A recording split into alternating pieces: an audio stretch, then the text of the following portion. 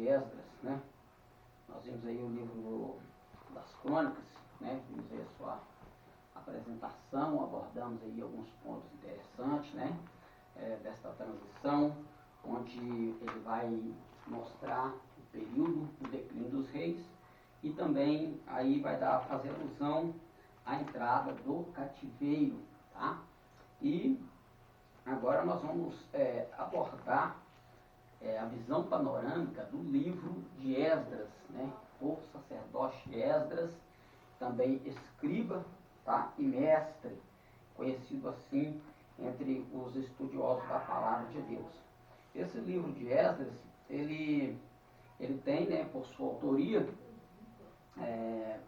pela grande maioria dos leitores da Bíblia, os estudiosos, como o próprio Esdras sendo o autor do mesmo livro, tá? E ele também é tido como aquele que vai ser também o autor do livro dos Crônicas, dos Reis, e desde lá, né, os relatos, até mesmo, né, quando nós estudamos sobre o Pentateuco, nós vimos ali que dentro da crítica textual, alguns estudiosos eles atribuem também aqueles escritos ao próprio Esdras, colocando como no ano 444, que seria aquele período que foi escrito, na verdade, até mesmo o Pentateuco. Então eles vão atribuir essa autoria a Esdras, né? Só que quando a gente vai entrar aí para o livro de Josué, a gente vai adentrar os outros livros de Juízes, aí a gente vê que isso parece que tem uma divergência, parece que não vai bater a informação, porque aí já tem né, Josué como seu autor, o autor do seu livro, e alguns escritores que vão vir aí. Aí quando a gente entra no período do juízo, nós vemos ali já a indicação de Samuel como o autor deste livro dos Juízes, também do seu período, né, o livro de Samuel. E aí quando nós caímos no livro de Crônicas, de Reis e Crônicas, aí nós vemos essa atribuição desses escritos também a Esdras, o sacerdote, tá? E este Esdras, ele está conotado dentro de um período de duas importantes ações, ou três, colocando assim, né? Quais ações? Vai ser a ação em que ele vai relatar, tá?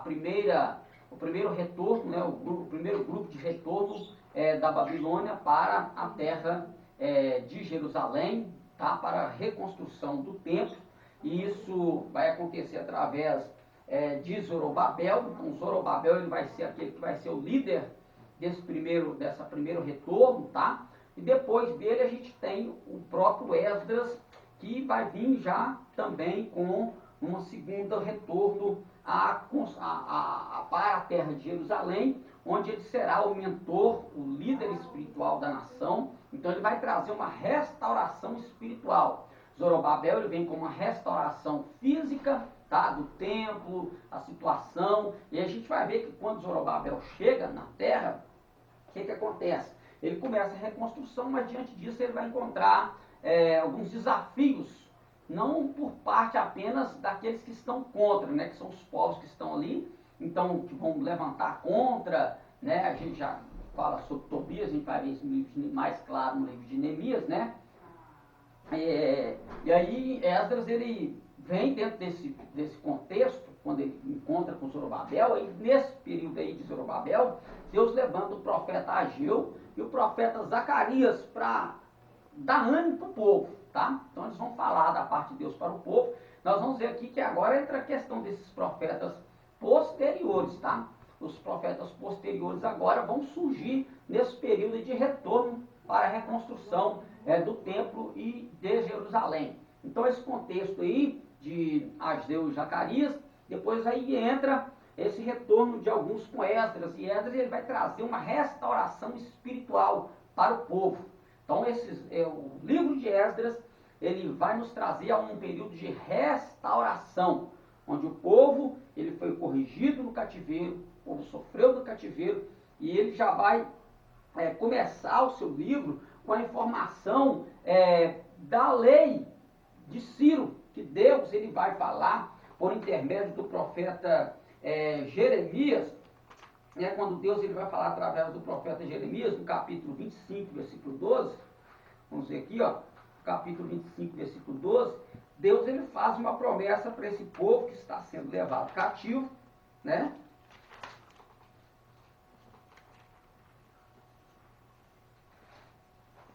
Deus está dando uma promessa, 25:12. Nós vamos dizer, ó. Acontecerá, porém, que quando se cumprirem os 70 anos, visitarei o rei da Babilônia. E esta nação, diz o Senhor, castigando a sua iniquidade, e da terra dos caldeus farei deles um deserto perpétuo. Então daqui Deus ele já está dizendo que ele vai visitar após 70 anos o seu povo cativo, né? Então tem uma profecia em Jeremias e Esdras, quando ele começa o seu livro, ele vai começar falando desse cumprimento, tá? Nós temos aí, ó, no capítulo 1, a partir do versículo 1, ó, no primeiro ano de Ciro, rei da Pérsia, para que se cumprisse a palavra do Senhor por boca de Jeremias, despertou o Senhor o espírito de Ciro, rei da Pérsia, o qual fez passar pregão por todo o seu reino, como também por escrito, dizendo: assim diz Ciro, rei da Pérsia, o Senhor Deus dos céus me deu todos os reinos da terra, e ele me encarregou de lhes edificar uma casa em Jerusalém, que é em Judá. Quem há entre vós, de todo o seu povo, seja seu Deus com ele, e suba a Jerusalém, que é em Judá, e edifique a casa do Senhor, Deus de Israel. Ele é o Deus que habita em Jerusalém.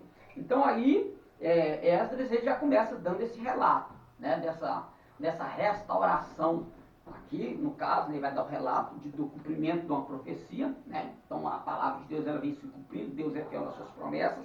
Nós vemos a fidelidade de Deus para um povo transgressor, um povo desobediente. Mas esse povo aqui que está voltando, por mais que Deus está cumprindo a sua promessa, é um povo que também, assim como o povo de Israel, que esteve aquele período no Egito, que eles ficaram ali, se contaminaram espiritualmente, né? Ou seja, aprenderam várias coisas pagãs ali, se contaminaram dentro da sua fé. Ele não é diferente com este povo aqui que está no cativeiro. Claro, frisando que sempre tem um remanescente, né? Tem aqueles que a gente até, na aula passada, a gente falou a questão de Daniel, que ele chegou jovem, né? Ele chega jovem na Babilônia e ele não se corrompe. Ele, todo o período da sua vida, a gente vê a fidelidade de Daniel ao Senhor, em buscar a face do Senhor. Tanto é que ele será um daqueles que vai, né, segundo a tradição, que vai chegar diante de si e dizer que, ó, tem um documento aqui, ó, tem uma profecia acerca da sua pessoa aqui, e Ciro nem conhecia Deus, nem havia nascido ainda, né? Então Deus já havia profetizado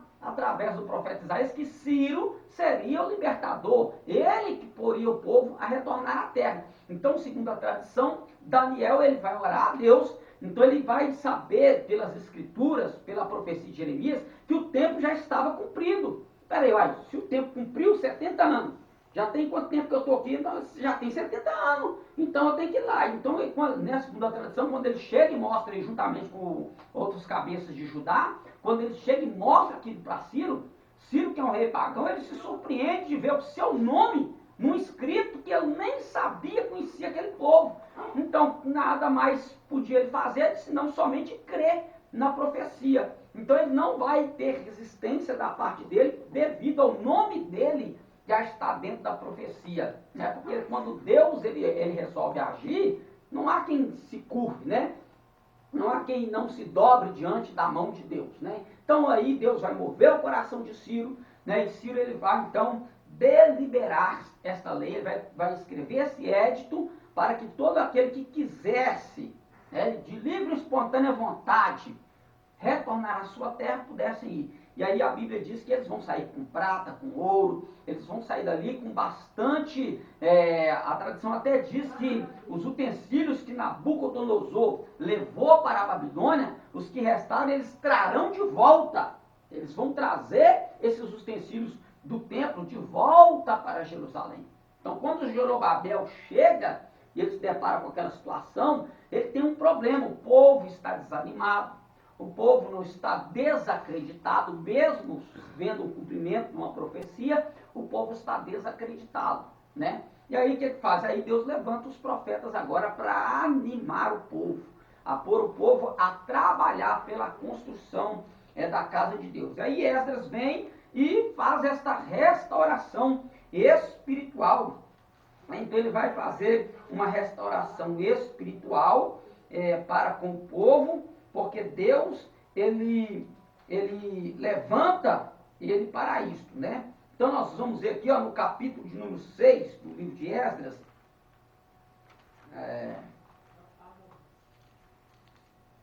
no versículo de número 13, 14, diz assim, ó: Então Tetenai, governador da além do rio, Satasbozenai e os seus companheiros assim fizeram apressuradamente conforme o que decreta o rei Dario.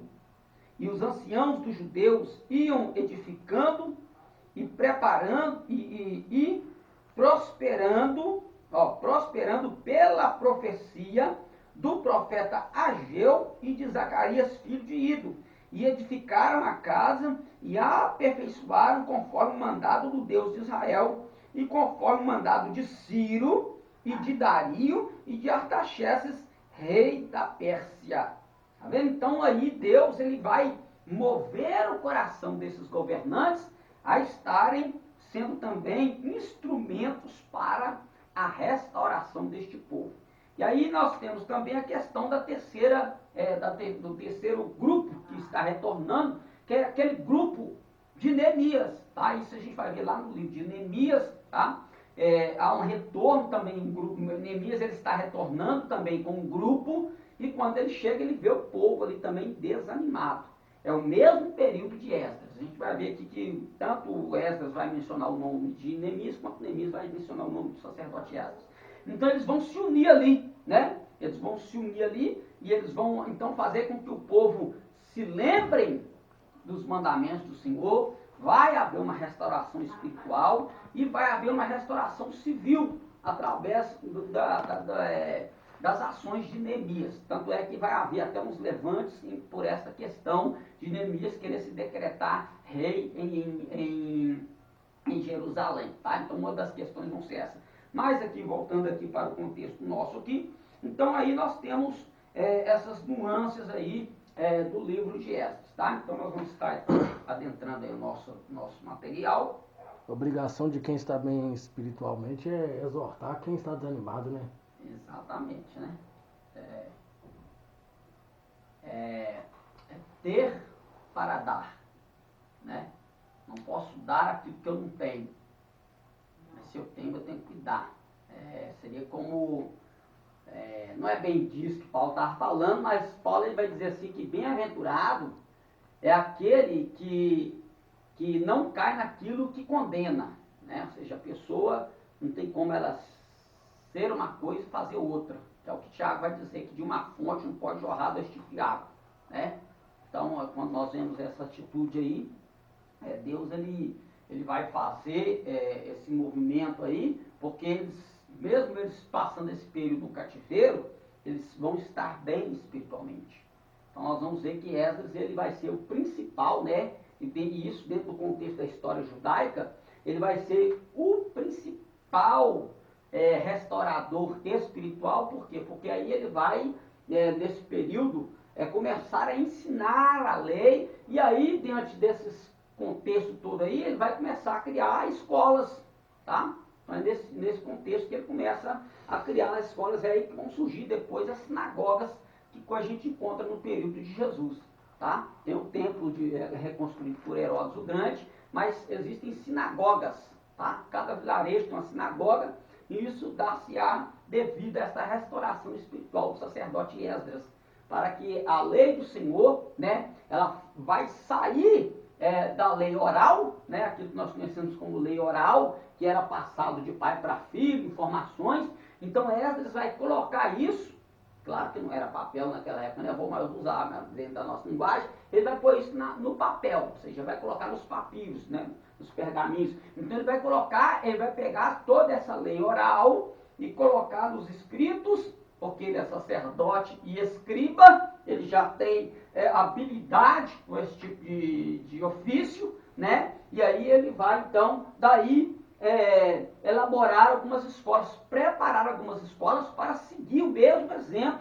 Para quê? Para que o povo possa, de fato, ter de volta a palavra de Deus, não somente lembrando que os pais falaram, mas tendo em suas mãos. Então, a importância disso é que o que nós temos na mão como Bíblia Sagrada, ela está nas nossas mãos por este fator aí também. É aí que, já imaginou se Esdras não tivesse tido essa magnífica ideia de não acabar com a tradição oral, mas levar a tradição oral para a escrita? Hoje somente judeus e alguns, olhem lá, teriam as informações, e olhe lá, né? E olhe lá se chegaria até nós se não tivesse escritos, né? Porque nós vemos que muitos não acreditam, né, na Bíblia Sagrada, no seu contexto histórico, porque são fatos de 2000 anos, 3000 anos atrás. Como é que eu posso escrever, né? Meu pai ele até usava esse termo, antes dele converter, o desgraçado ele converteu, antes dele se converter, ele até usava esse termo contra a Bíblia Sagrada, que o papel aceita tudo. E essa era uma coisa que meu pai ele falava muito, quando a gente, às vezes, ia falar para ele alguma coisa da Bíblia Sagrada, e lá, esse é o homem que escreveu, o papel aceita tudo.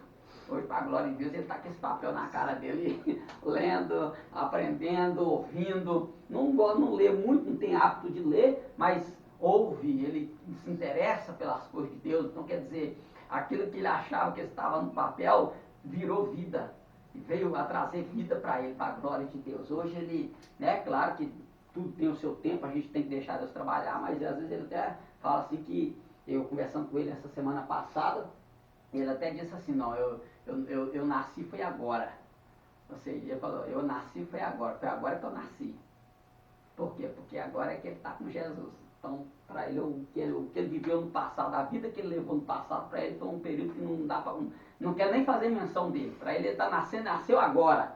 Né? Está novinho na fé, mas fervoroso, né? Participa do núcleo de oração, faz visita, evangeliza. Então, está ativo. Para quem dizia que o papel aceita tudo, hoje está ativo, né? Porque a palavra é viva e eficaz. Então, Esdras ele tem esse papel importantíssimo dentro do nosso contexto histórico, né? Para termos aí esta apresentação aí. Então, nós vemos aí, ó, o livro de Esdras é uma resposta ao fim trágico de Reis e Crônicas. Israel foi derrotado e exilado, mas Deus permanece em plena atividade, operando sua vontade por meio de governantes como Ciro, assim como por meio de pessoas simples como Esdras. Este livro apresenta o início da reconstrução de uma nação e o fortalecimento da fé de um povo, né, onde a fé do povo vai ser aguçada, né, pelos ensinamentos de Esdras, pela leitura, pela palavra exposta que ele vai fazer, né, diante daquele povo, para a glória de Deus. Né? Tudo Deus agindo e operando dentro da história. Então, a visão panorâmica deste livro, as informações básicas, nós temos a autoria, né, o autor como Esdras, pouca divergência acerca da autoria, mas a maioria avassaladora concorda com Esdras como o escritor deste material, desta obra, ou seja, de sua biografia, vamos pôr assim, né? A data de 536 a 458 a.C. Os versículos-chave, Esdras capítulo 7, versículo 10. A palavra-chave é a humilhação, né? Que é aquele momento em que o povo vai se sentir desprezível, o povo vai reconhecer a sua miséria, o seu pecado, né? E eles vão fazer uma aliança com Deus, onde Esdras ele vai ler o livro da lei para o povo, tá? Mas a Bíblia diz que o povo vai ficar ali toda aquela tarde inteira ouvindo a voz do Senhor e o povo sentirá um desejo de restauração. Nós vemos isso aí, ó, no capítulo 10. Capítulo 10.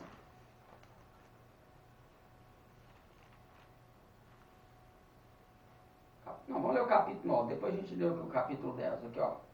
Capítulo 9, a partir do versículo 1. Acabadas, pois, essas coisas, chegaram-se a mim os príncipes, dizendo: o povo de Israel e os sacerdotes, os levitas, não se têm separado dos povos desta terra, seguindo as abominações dos cananeus, dos heteus, dos fariseus, dos jebuseus, dos amonitas dos moabitas, dos egípcios e dos amorreus, porque tomaram das suas filhas para si e para seus filhos, e assim se misturou a semente santa com os povos desta terra.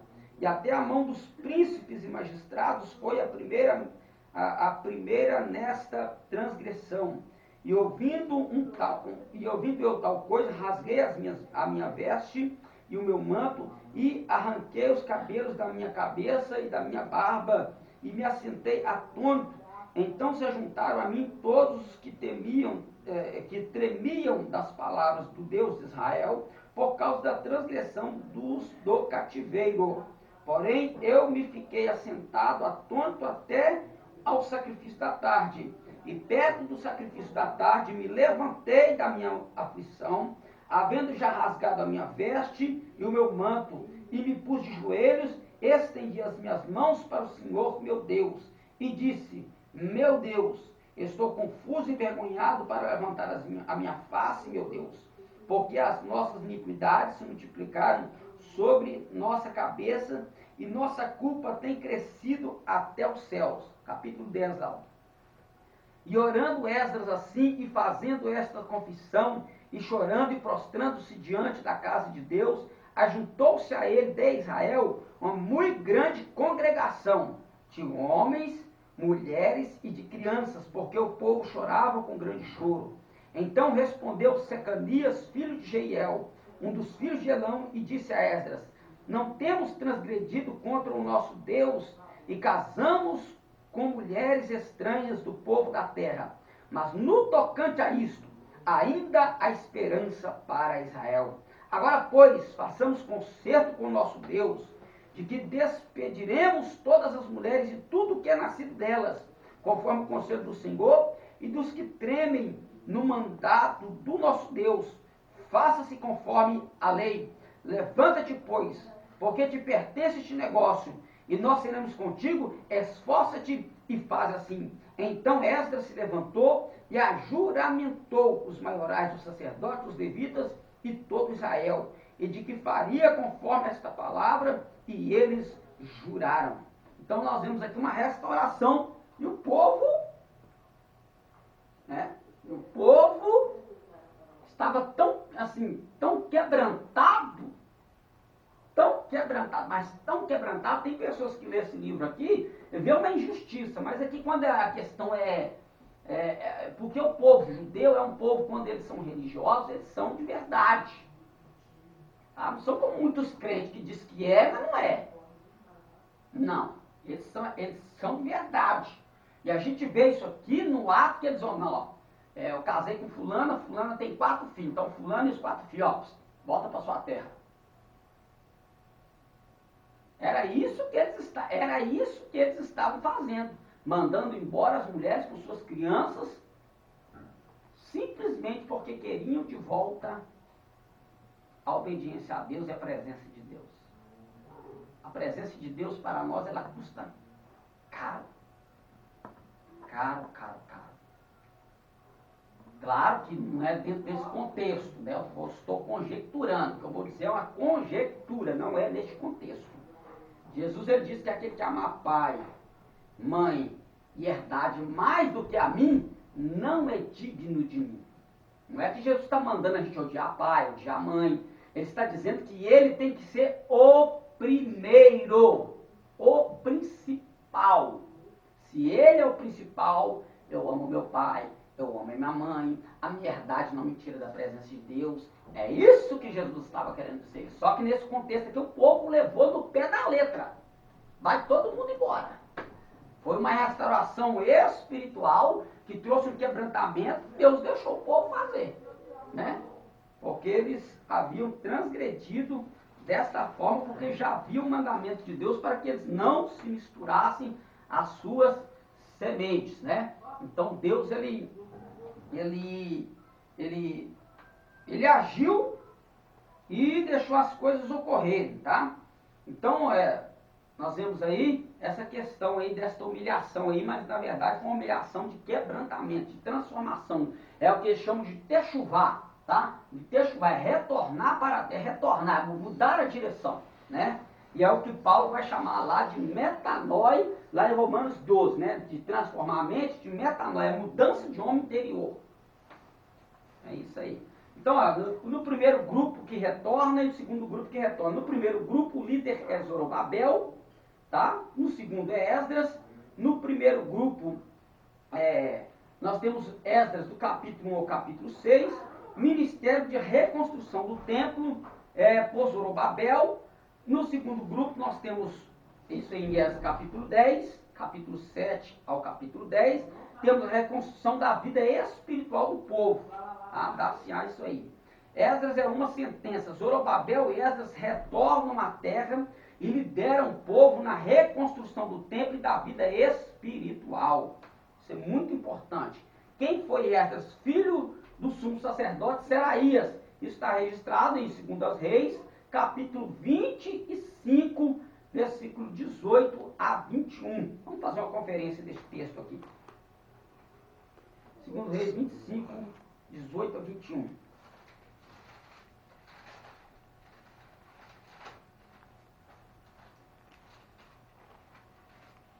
Deus abençoe nossa irmã Maria, Vereda e nossa irmã Ligne, Rio Preto e nossa irmã Nanda. 25, 18 e 21.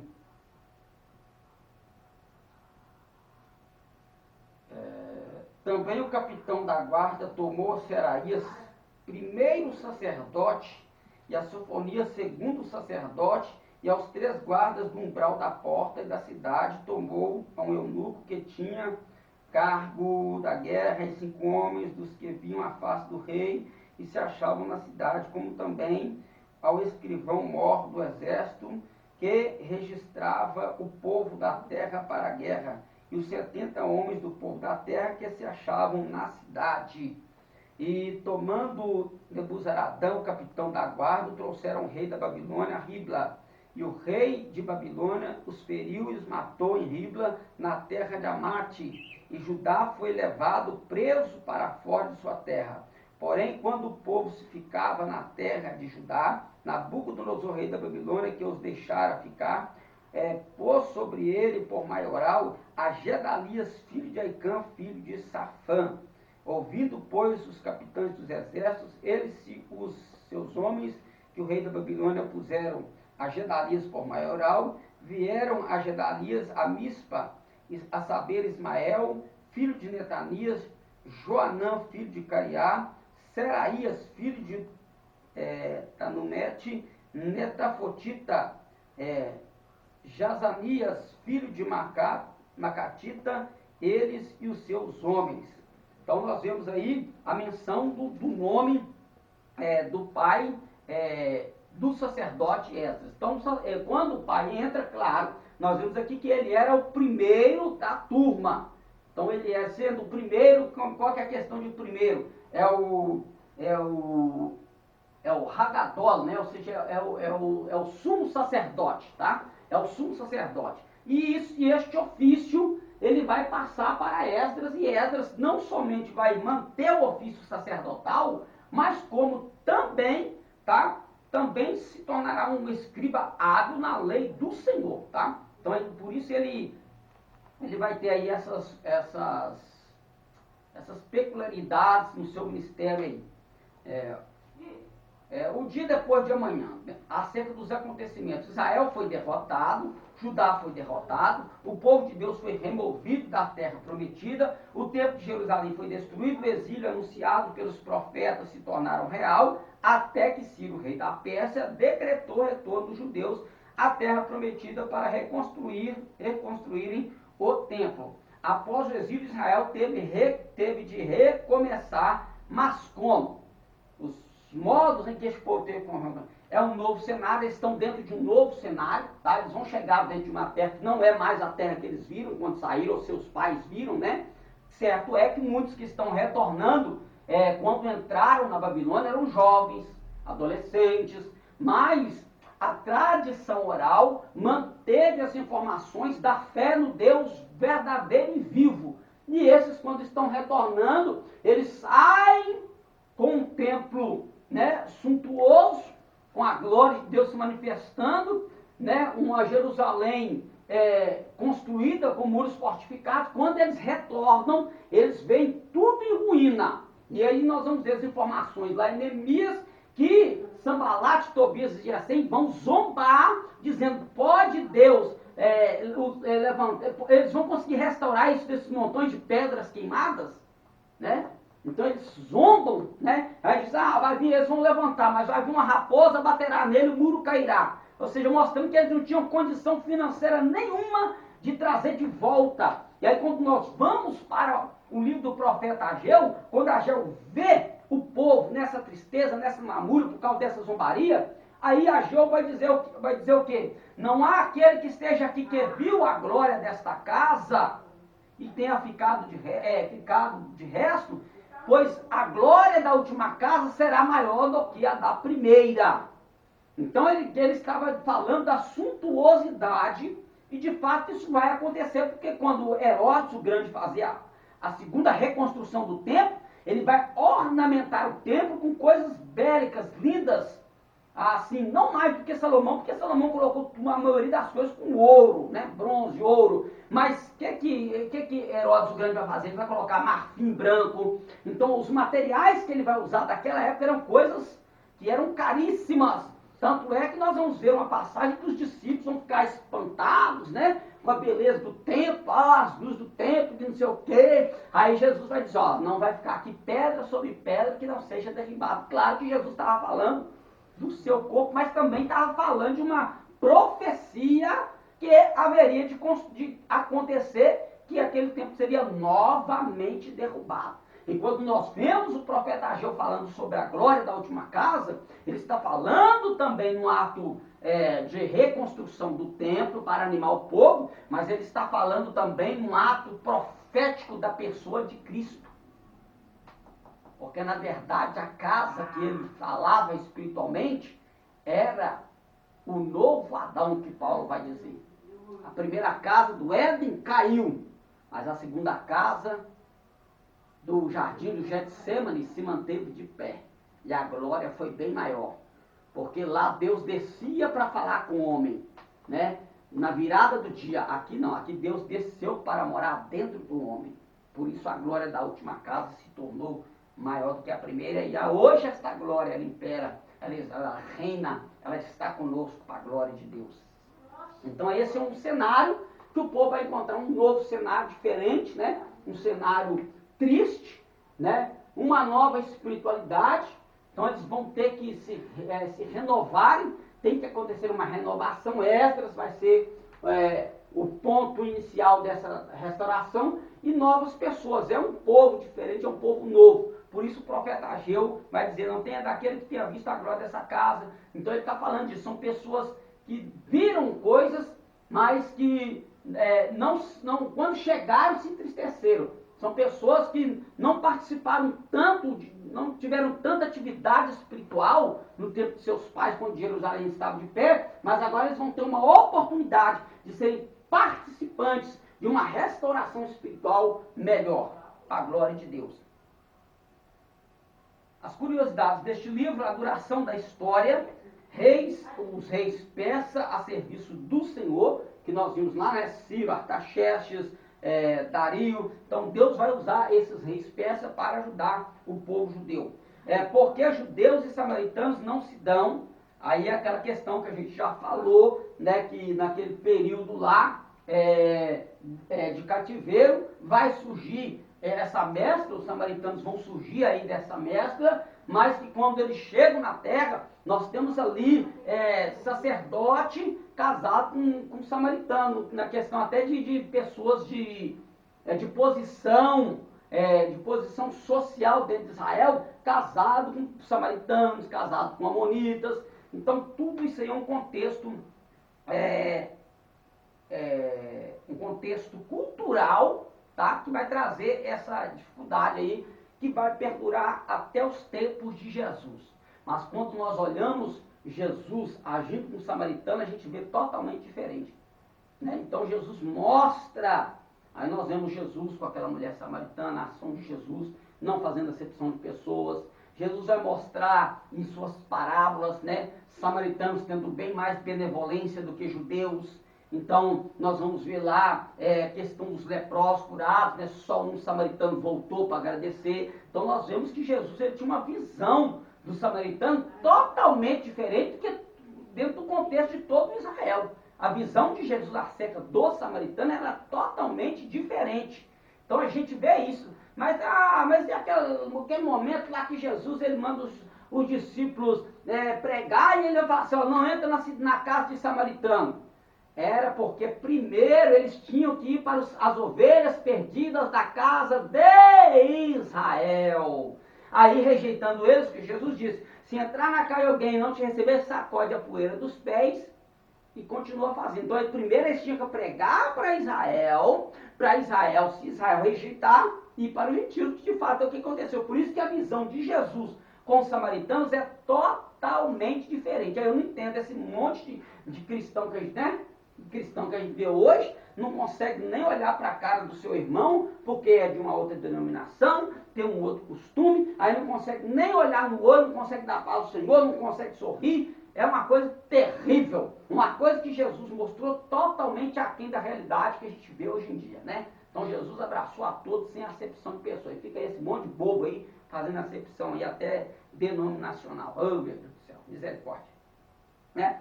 O retorno para a terra significou mais do que o renascimento da nação. Significou também o retorno ao relacionamento com Deus e às práticas dos meios de graça, pelos quais o povo de Deus participa de sua glória.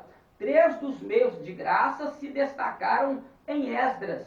Né? Esses movimentos foram feitos. É o culto, nós vamos ter um momento em que Esdras ele vai, quando ele vai fazer essa prédica, né? Quando ele vai fazer esta prédica, ele vai ter um púlpito preparado somente para aquele momento.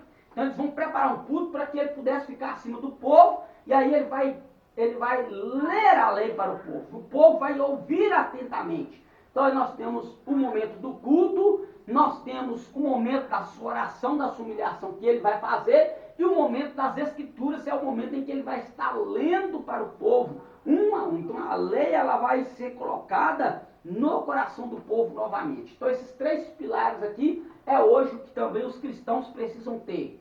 O seu culto, o seu momento devocional, que é a sua oração, o seu particular com Deus, e estar empunhando as escrituras, que é aquilo que você gosta muito de citar, o que Paulo disse a Timóteo, né?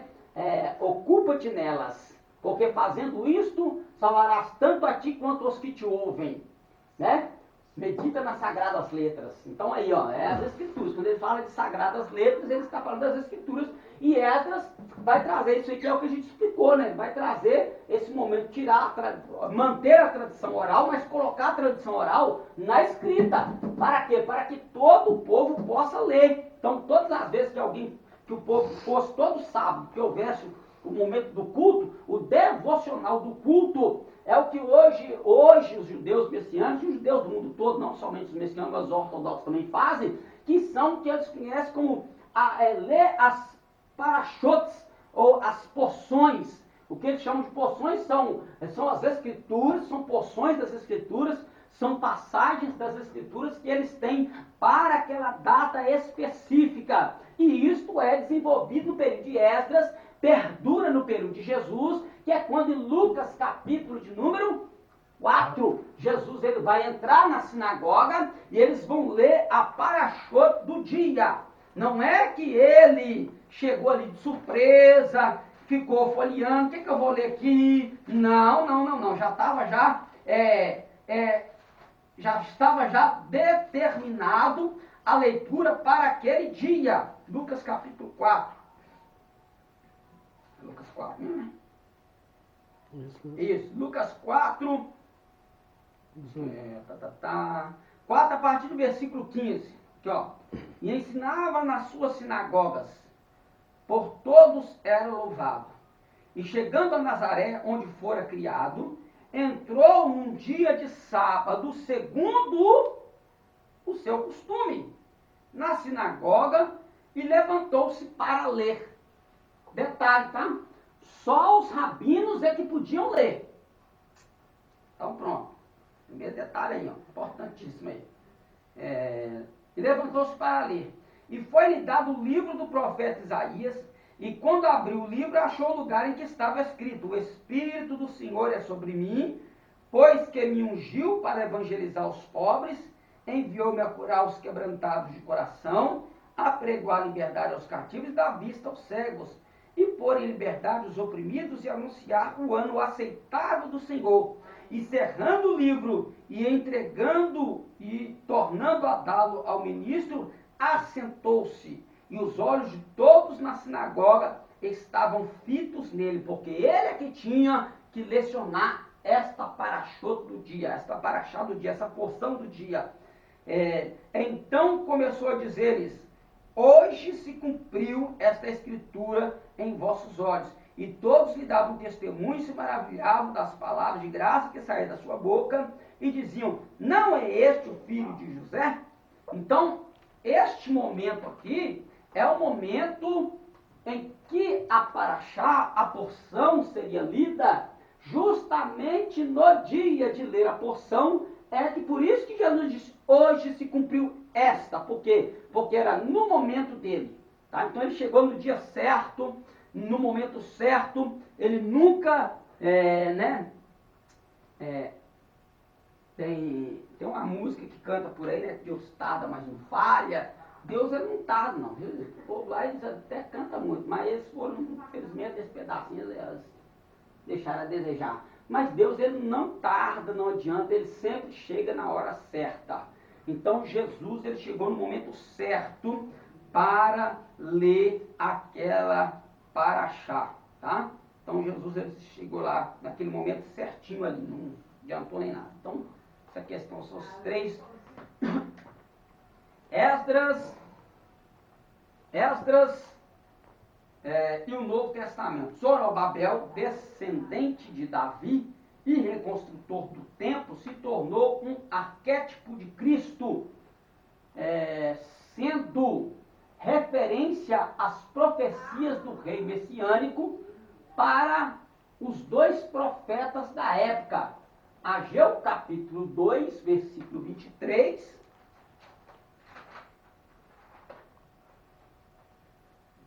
Ageu 2, 23.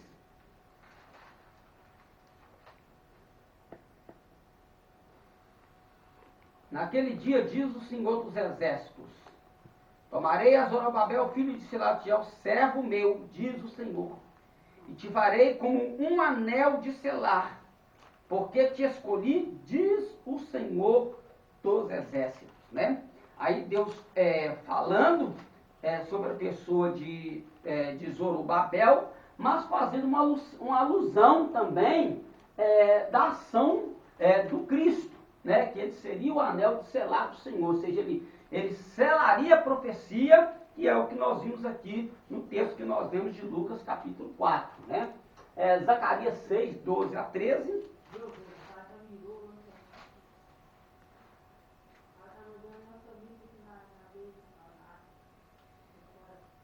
E fala-lhes, dizendo: assim fala e diz o Senhor dos Exércitos: eis aqui o homem cujo nome é Renovo. Ele brotará do seu lugar e edificará o templo do Senhor. Ele mesmo edificará o templo do Senhor, e levará a glória, e assentar-se-á e dominará no seu trono, e será sacerdote no seu trono, e conselho de paz haverá entre ambos. Então, mais uma profecia falando acerca da pessoa do Senhor Jesus, né? Prefigurado aqui na pessoa de Josué, tá? De Josué, prefigurado aqui na pessoa de Josué, mas fazendo alusão a uma palavra profética na pessoa de Jesus Cristo. Além disso, Zorobabel faz parte da linhagem de Jesus, Mateus 1, 12. Conclusão: Esdras destaca como o plano de Deus para nos salvar inclui reconhecimento de que somos, de quem somos e da nossa dependência do Senhor. Os passos, por isso, são claros em Esdras: buscar o Senhor por meio de culto e da oração e da Bíblia. Então aí Aí, dentro dessa visão